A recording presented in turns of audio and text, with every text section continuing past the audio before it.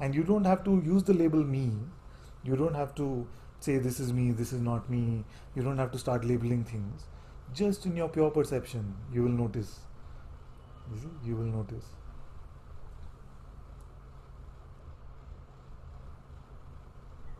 And also you Yeah, can notice what happens, what is the difference when your eyes close and when your eyes open.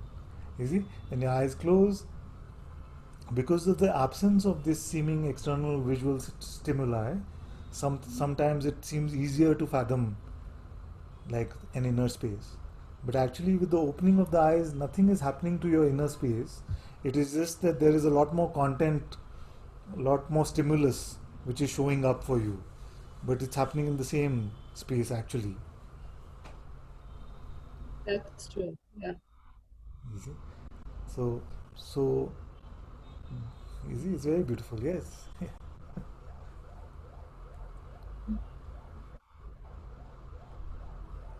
Sorry, there's It's the okay. cat It's okay. toilet. It's completely fine, my dear. Completely fine. You see, so, I know, I know. so, so you can see like this.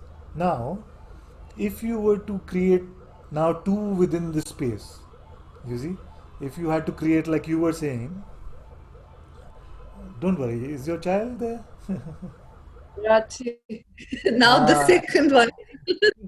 it's okay. It's okay. I have two as well. I have two as well. It's completely fine.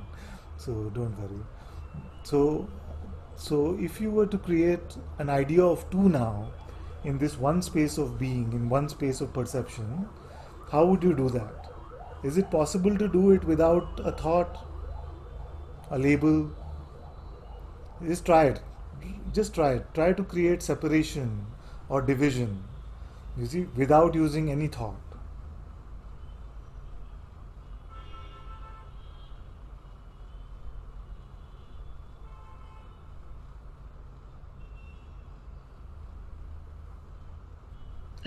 I don't think I can without relating to the forms. Exactly, exactly. So, so that is why name and form in Indian spirituality is called Maya. It's called the illusion. You see. So, if you don't say, if you don't construct me, you cannot construct another. You see. So there is nothing organically or naturally in this realm of perception which says that this perception is me and that perception is not me. That is not natural. We have learned to make that distinction. You see, and talking about children, I use this story often. Like when I was teaching my son, this is your head. You see, my son, this is your head. Where is your head? Many times he would point at my head. You see, and say, and I say, no, no, no, wrong. This is my head. That is your head. So we taught the children like that, and we were taught this way, and that's fine because as parents we are teaching them. That's a different role. That's not satsang, you see. But now we are deconstructing all of that, and seeing what is naturally present in what is the manifest aspect of what is, and what is it that we need to have these notional constructs. You see, and you're saying that unless I relate to a particular set of perceptions and say that this is me, you see, till then I cannot invent another. You see, I cannot make an Correct. invention of another unless I've determined which set of perceptions is me. And this labeling, this making distinctions, is where this separation comes from. You see, so sometimes I say that the ego is a 3D ego. There are three D's in this ego. The first D is duality.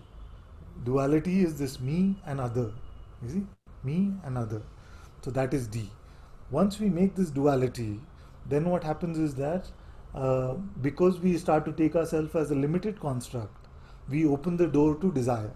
Which means because I am so limited, I could want something that could make me bigger or more complete or better. You see?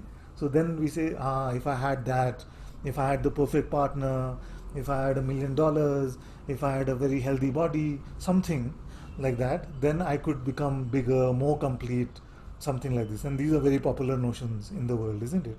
So that is the start of desire. But if that duality never happened, that you were not discriminating, making no distinctions, then you could not say, I want this, because already it is showing up in your perceptions as you see, in your own being. So you could not say, I want. unless you had this, you see, unless you had this distinction of duality. Then what happens is that we say, I want this, I'm incomplete, I am this limited object. If only I had this, then I would be complete. You see, and the aversion is another form of desire itself. It says, oh, if this would not show up, then it would be better for me. These kind of ideas can be there. And then what happens is we invent the third D, which is, since I am this limited object and I have a desire or an aversion for something, how do I do it so that I can attain it? So, what is the doership? You see, that's the third D of doership. What do I need to do to attain my desire? You see, and we look at this whole game of spirituality also in the same way. So we go, me, I tried this, it doesn't work for me, it doesn't work for me, it doesn't work for me, only freedom will work for me. And many are seeking freedom. You see, many are seeking enlightenment within the construct of this me. And this is what we were talking about a few minutes ago.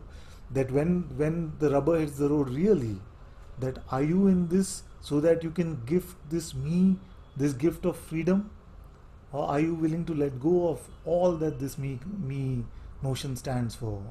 You see, that is the real crunch time. Are you truly willing to let go of distinctions? You see, once you start to see that there is no real reason for making them except to suffer. You see, what gift does this distinction give you? It only gives you the gift of suffering. You see, otherwise, so beautifully we live our life like beautiful birds, like beautiful children. That's why Jesus said only the children can come to the kingdom of heaven. You see, Yeah. you see. So, what is that innocence? What is that innocence? Because children don't make that distinction. They're not looking at separation as a reality. We've learned how to do this. And once you start to see for yourself that this bodily boundary, which I took to be my boundary, and I got into this mistaken belief that my being is contained in these const- constructs or these sensations called the body. You see, this is a mistaken belief. Once you start to see that these body sensations, you see, all of these are contained in the same space, my space of perception, my space of being, then you start to see that to let go of this separation, to let go of this duality becomes a lot easier. You see? It's clearer So now? help me God. Huh? It is, it is. I said, so help me God. Yeah, yeah, yeah. So help us God. Oh, thank you. Very happy, very good. To meet yourself even in this way, as just the space in which all of this is happening, you see, is a very beautiful revelation. And then, very, very simply, very organically, very naturally, you will notice that you are aware even of this beingness, this ground of perception. You are aware of all of it. You see, and this awareness is beyond even this space, is untouched even by the arising and the dissolution of this space of being, of perception. And this is already our experience, and that's why we all can say, I went to sleep, I woke up. You see, because in the sleep state, even the space of being, the space of perception, dissolves in its own source, which is the absolute, which is the self. But I feel like enough dose for today. Let's not overdo the medicine. Yeah. I was just, a thought came into my mind that this is why one of the children Yeah. is not, she has severe intellectual disabilities and she's nonverbal. But sometimes if I'm quiet, I know what's happening in her space. Uh, yeah.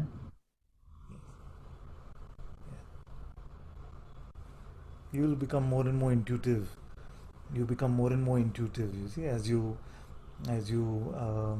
allow yourself to remain as this space, then you'll notice that your reliance is not so much on these mental constructs and notions, but on a deeper guidance, that which we call our intuitive guidance.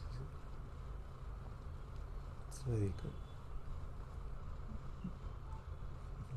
Thank you. Thank you, thank you.